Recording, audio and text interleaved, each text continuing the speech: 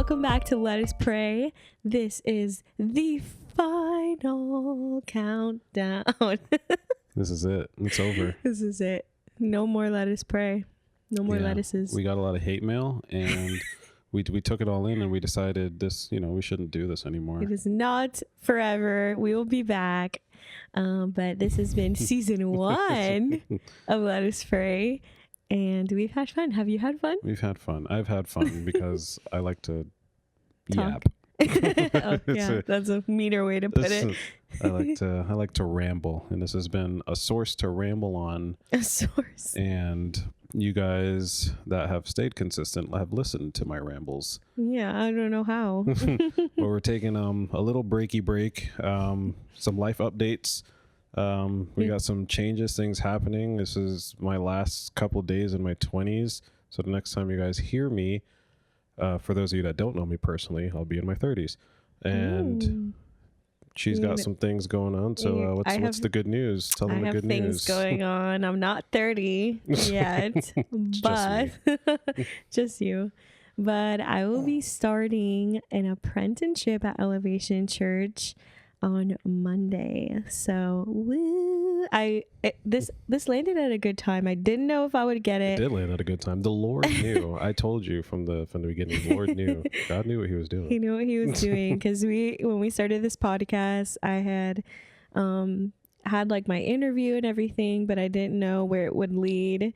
And so it ended up working out to where it starts right after we had planned to take a break, so then I can kind of get into the rhythm of the new job and like figure out life during that time before we come back on here and get ready to just to make sure we give you guys quality. We give everyone a break. Like, give some time to make some adjustments before we come back bigger and stronger than ever. Yeah, but I'm excited. It'll be a nice way to kind of get more involved with the church and step into a new role as a worship leader in my life. And I don't know, I'm excited to learn all the things. I am not starting a new job. I'm just transitioning decades, basically. That's about that's it a for big me. thing though. It's a big thing. I got some things that I'll be working on in the time in between that. It's pretty wild, because I met you when you were just beginning your 20s, and now I'm just ending and them. now you're ending them. This is it.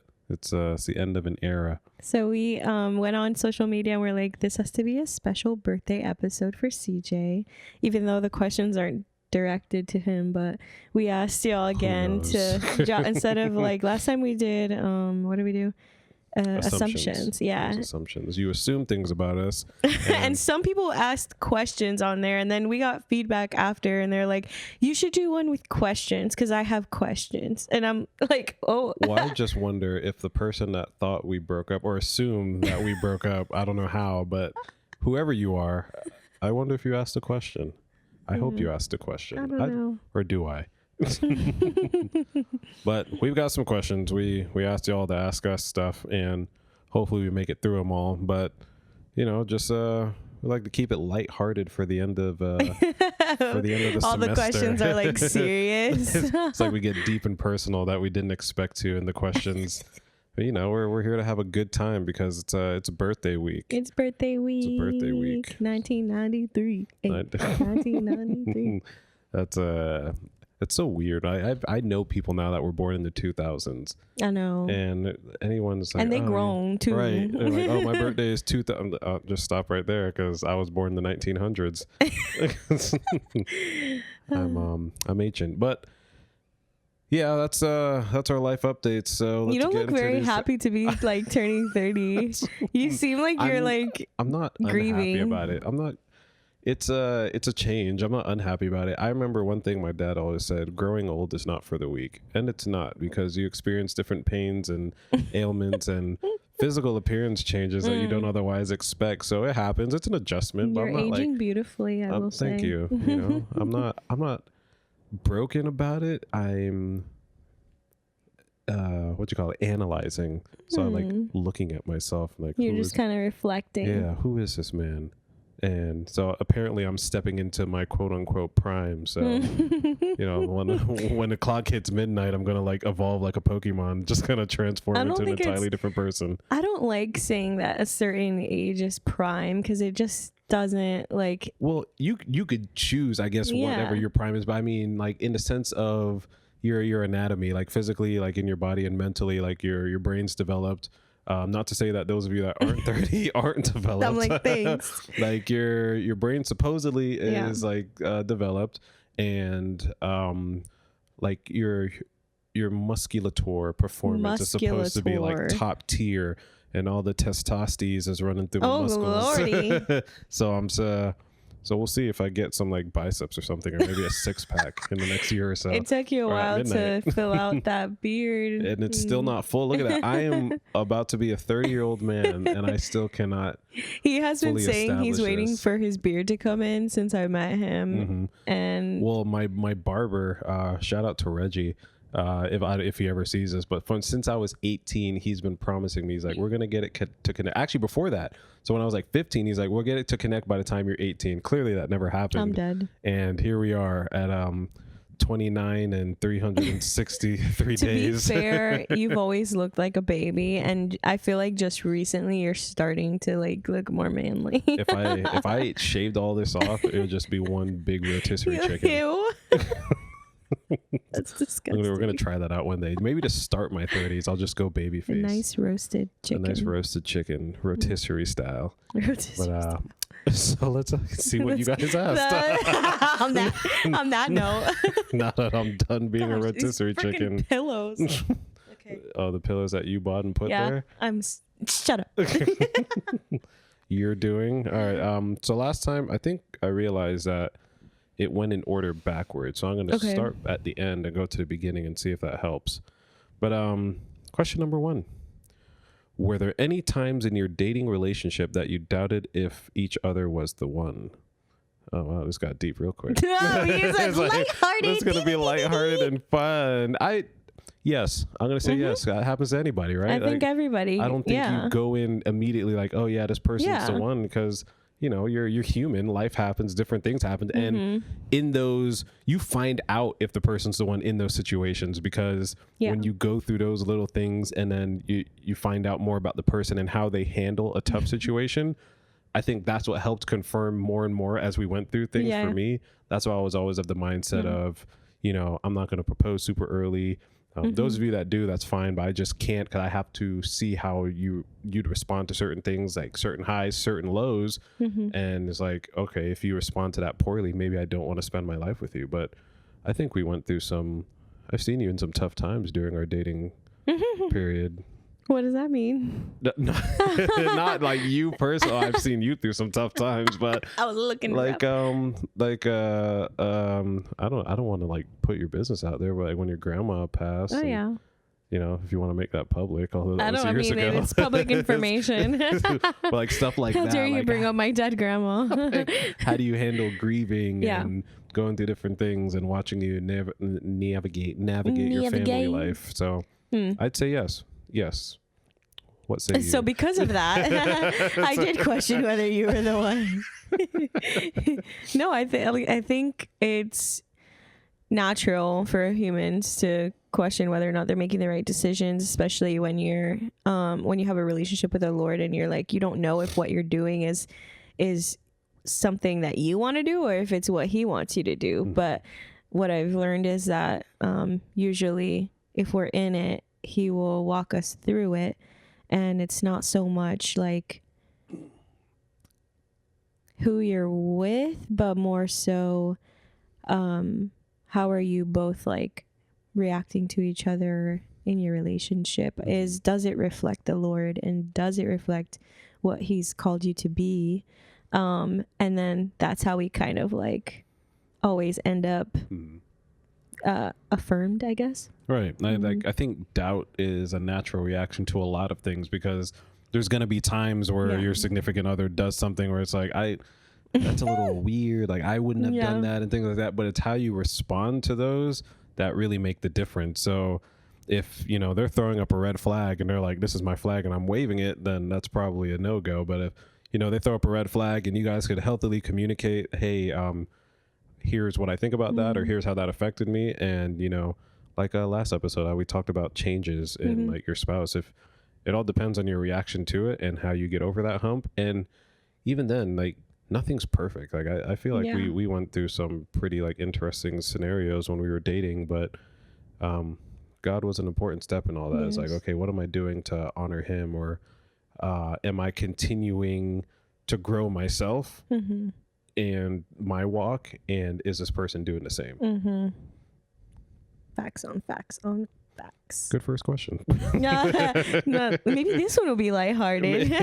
Let's see if this one's a little more fun. Wait, I want to read it. No, it's not. I don't know. I didn't press that bottom one. This one? Yeah. Okay. What is something that your partner does that gives you the ick? Shall we put the scroll out? How much time do you guys have? Same. You have a lot of icks. Oh my God. And see, these are the red flags that we talk about and communicate over. When you live with someone, it's like, it's also things that shouldn't be an ick, but it just like, if you're mad at them enough or annoyed by them enough, I also don't like the word ick.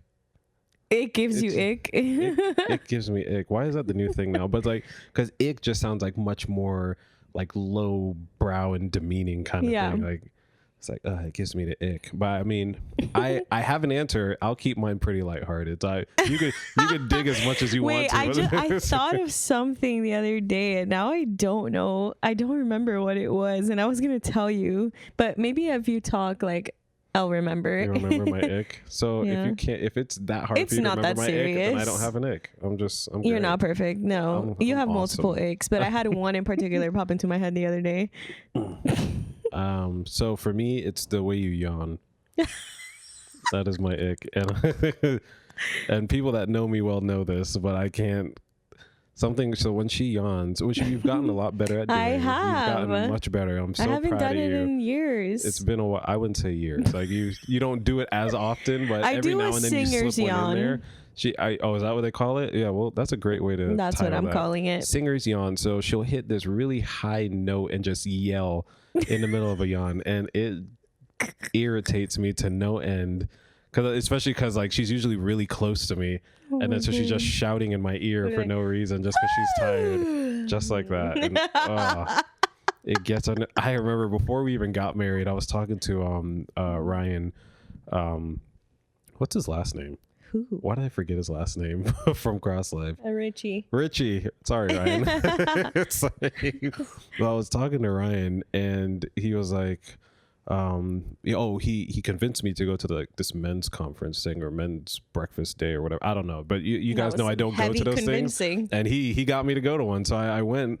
And you end up talking about your spouse, or at that time we were just dating, and they're like, what kind of challenges do you like try to get over? I'm like, that was not the way the one she you yawns brought. really gets under my skin. And he was laughing really hard. He's like, really, that's your thing? I was like, that is my current thing right now. Like, it is that big of an issue for me right now. So you used to give me like the worst glare ever. Like, because it feels so unnecessary. It's just fun. What's fun isn't fun for nobody. And it's like like a nice release. Just have a nice yawn and stretch and maybe shout some obscenities, but you don't need This is coming from the man who will fart. Yeah. Like as loud as can be. Yeah. Well, as loud as I can help for that time being. I don't have volume control. I think you do. I would love if I did. I'd put that thing on full blast every single time. God, that's disgusting. Like, is that my ick? That's natural though. That's a bodily function. Shouting it is when natural, you yawn, but like you don't have to do it. Like, you want me to back myself up? Go to the see. You know what was like really cute the other day? You actually went to the room. That's how you win points. Yeah, you won points there. You went to the room, or you went away from my breathing space. And you did your business there. No, that's only because that one was gonna be tough if I had stayed in the room. For you. it would have been tough for everybody. You're like, I need a separate room for this so I can leave. That's one of those ones where it's like, I'm saving the world by going into a separate room so for the dramatic. time being. It was what'd you feed me that day?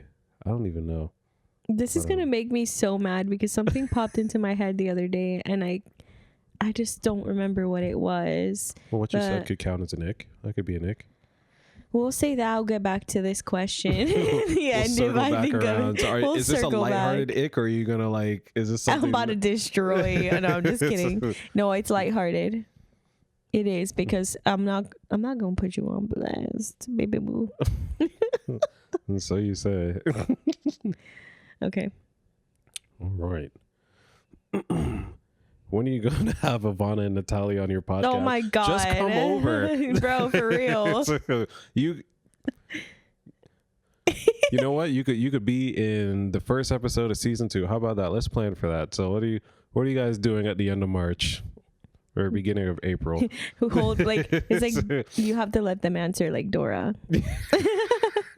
So like you guys could ask questions. I've got questions for you two that we could go through and burn through. But yes, Ivana and Natalia. I got questions. For those of you that don't know, they're my besties. They're Emily's the besties. resties. Apparently, my best friends don't care about being on. So, that's fine. But you guys join us when you please. All right. What is CJ looking most forward to about turning 30? I think that was worded strange. What am I looking forward to the most about turning 30?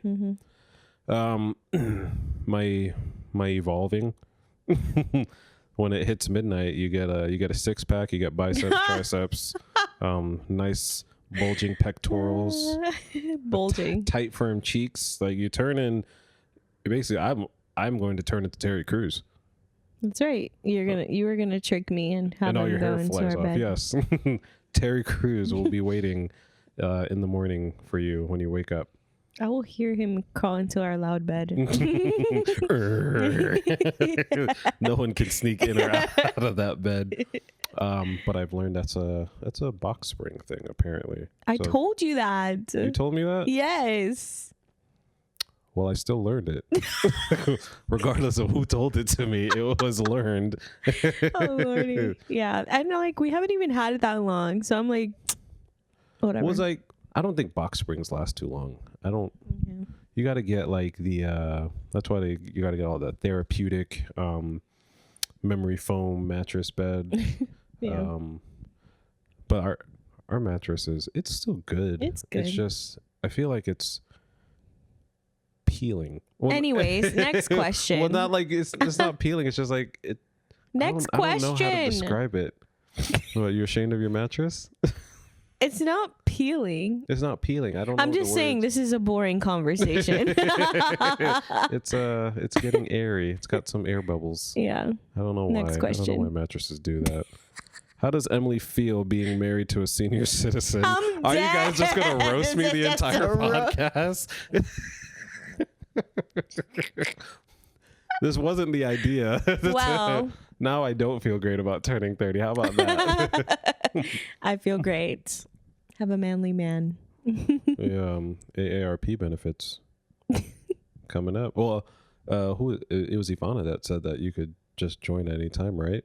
Mm-hmm. Was that her? Because you don't need to be old to join AARP. Apparently, you get like pretty good benefits outside of that. But it's a good thing you're old. I do get more letters now that I'm getting older, but I think I still have another 25 years before I'm of that like retiring official quote unquote AARP age. Do you mix PB and jelly on one side of the bread, or do you put PB on one slice, jelly on the other slice? PB and jelly? Who calls it PB and jelly? I don't know, actually. That's what felt weird about this question. That was your first mistake. Like if you're gonna shorten it all. Like just say the whole thing. PB and jelly. PB and jelly. Like what? How much time did you save by doing that? Maybe it's because they wanted to say, do you put PB on one slice and jelly on the other slice? You can't say J on the other slice. Yeah, you can because it's peanut butter and jelly. Yeah, but it's like. So I'm not going to assume that they're like, oh, do I put one whole sandwich on one slice? PB and J, that's peanut butter and jelly. Yeah, but there's two here. Answer the question. Well, here's the logistic thing. First, before we even get there, PB&J, like, shouldn't, if we're shorting it all, peanut butter is one thing. It's not, you're not putting peanuts and butter and then jelly. So why isn't it just P&J? Because peanut butter is one item, jelly is one item. Yes. So PB&J almost implies that there's 3 items, but it's 2. So no. One is peanut butter and one's jelly. Yes. Yeah, so it should be P&J. So the peanut butter is one item, the jelly is one item. So PB&J implies peanuts, butter, and jelly. But peanut butter is 2 words. So? So they're separate, so they need P, B, and J. That's why it's not peanut and butter and J. P and B and J? Yeah. Yeah, I guess. No, I don't mix my PB and jelly. I do have friends that do that. So I remember my friend George, I never forget this, when he was like hanging out with us at college. He would make PB and J's by, well, one, George, you dirty a lot of dishes extra by doing this step. So he would put peanut butter and jelly into like another dish, like a bowl, and mix it together. So you'd have like a pinkish they sell it peanut like butter. that though. Well, but the 2 things I didn't understand it about, one, like, you lose the texture and all of that, and 2, you're dirtying extra dishes. Like, it's like that's an unnecessary step. Illegal. Just like No. put it together on the sandwich. And the whole sandwich is supposed to be like half and half. Yeah. Like, you're supposed to have a little bit of each texture. Right. But he's like, no, man, like, it's going in the same place. Like, yeah, I get that. It's all going in the same area. No, that's wrong. You lose the energy of the sandwich at that point. Does he like blend his meals? Shout out to you, George. I hope you remember this. I never forgot that. Like, with that logic, you would just blend all your meals. I don't know. Maybe you want jelly flavored peanut butter. That's basically what that is. Because it's like, okay, say I'm making chicken noodle soup. Why not just blend the chicken and the noodles into the soup? Well, ew. I Well, you know. mean like put the chicken and the noodles into a blender and then put them in the soup? Throw it in the soup. It's chicken noodle soup. Oh, how would that turn out? And it's all the same, right? I think at that point it would just boil out and you would just have broth with chicken and noodle flavoring in there. That's the because peanut butter it would be so thing. small, it would just be Right. It's disgusting. so yeah. So you're wrong. We put one on each slice. George, that was wrong. I hope you don't do that anymore. But you put it on a separate slice. Separate slice, yes. Because it's nice to have the difference in texture. Agreed. And who doesn't like the joining taste of them as a mix in your mouth? And some people like to put more peanut butter than jelly. And Right. so you get to enjoy those. Because you can't weigh that out if you mix it together. Because then you just have purple peanut butter or red peanut butter, depending on the type of jelly you buy. Now, do people use different jelly? I've never used anything outside of grape jelly for peanut butter and jelly. Strawberry. That I could level with that and understand that. But what if someone uses like apricot jelly? Some people do. Do they? It's jelly. It's not peanut butter and grape jelly. It's peanut butter and jelly. Use any jelly you want. Or like orange jelly or marmalade, like Patrick. Marmalade. I gotta, for any of you that see it, I gotta know what kind of jelly you put on your PB&J. If any of you are adventurous, I'm curious because I never thought about that before.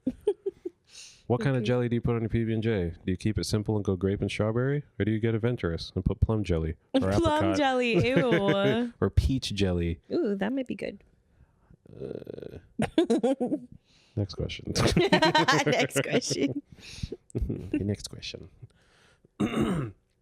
Has this podcast taught you guys anything new about each other? It's a good question.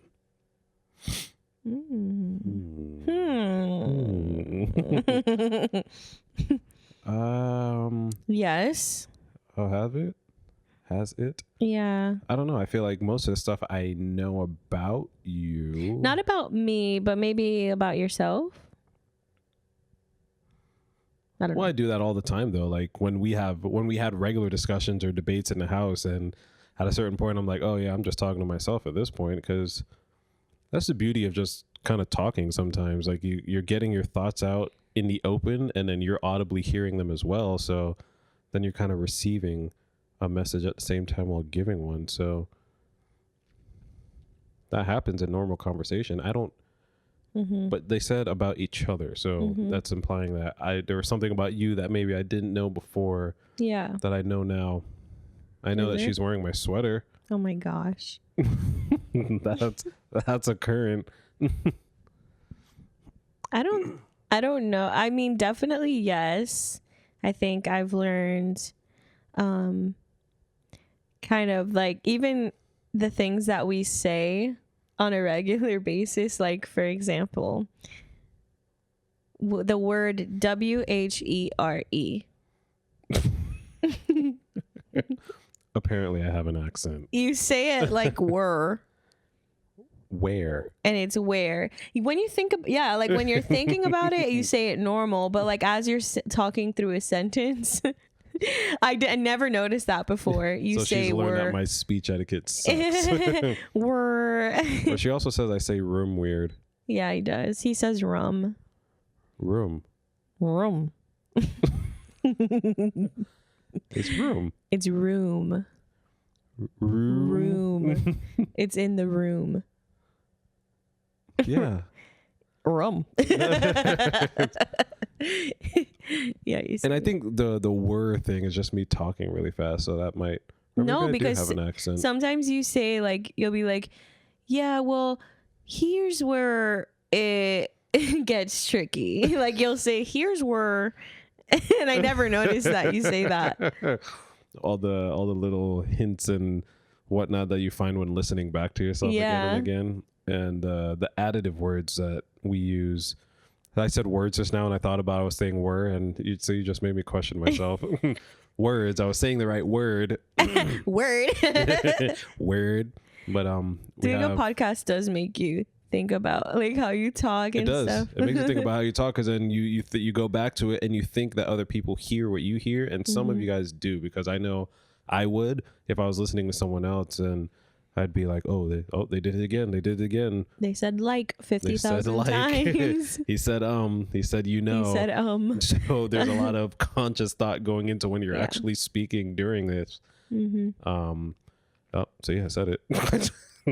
What did you say? He done did The it filler again. words. Somebody asked me if I cringe listening back to myself, because like they cringe when they listen back to themselves, and I'm like, no, not really. I think I used to before, but It's gonna be a game now. I think I just say what I say, and I'm like, okay, that's that. I'm used to my voice, I think. I don't know. I don't so much Jesus. It's gonna get to me. This is gonna help us have better speech etiquette. When we give speeches in the future, we're gonna be so good. We're gonna give so many speeches. All the speeches that we give. Yeah, if you need a speech done, let us know. But it's gonna drive me crazy now that I've said it. Okay, I've lost the point of what I was trying to say. I don't even know what you were saying. What did you just say? Oh, about cringing. Yeah. It's like malfunctioning, not saying Oh, my brain is just going on strike. It's going on strike. I don't so much cringe. Okay. He's had enough. It's like, look, if you guys are going to keep laughing, I'm not going to be here anymore. Just settle down. Where do you want to be? These people are calling. Leave them alone. This is the final episode. We're having a good time.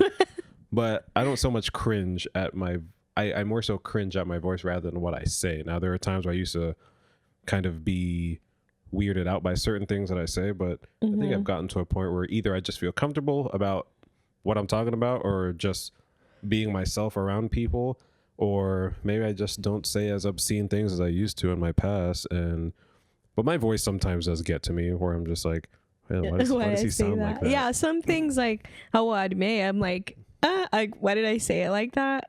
As in, why is my inflection like that? But for the most part, I just I'm a stick beside him. I'm a stick beside him because I'm like, I am who I am, and I am who I am. I am who I am. Oh yeah, I am. And if you don't like that, or if somebody doesn't like it, or if they have something negative to think or you gotta say, deal with me. then that's fine. Like that's a personal problem. You want to read the last one? Or Yes. you want me to? Wait, did you just read this one? Yeah. Okay. Close us out. It better be good. Ooh, what are you most excited for this year? Ew. Excuse me. What are you most excited for this year? I don't know. I don't have any big plans this year that I know of. So I'm then you excited can be for excited. what the Lord There will you do go. in my life. There you go. Amen. Hallelujah. I was going to say it. We talked about at the beginning of this year how we just had a feeling of expecting better this year and expecting more. And, you know, we're in the season of waiting for that, and we'll be expectant of what's to come. So I don't have anything currently that I know of like on my calendar right now where it's like, yeah, this day's coming and it's going to be great, but I'm sure there'll be a day like that coming up. Maybe Christmas.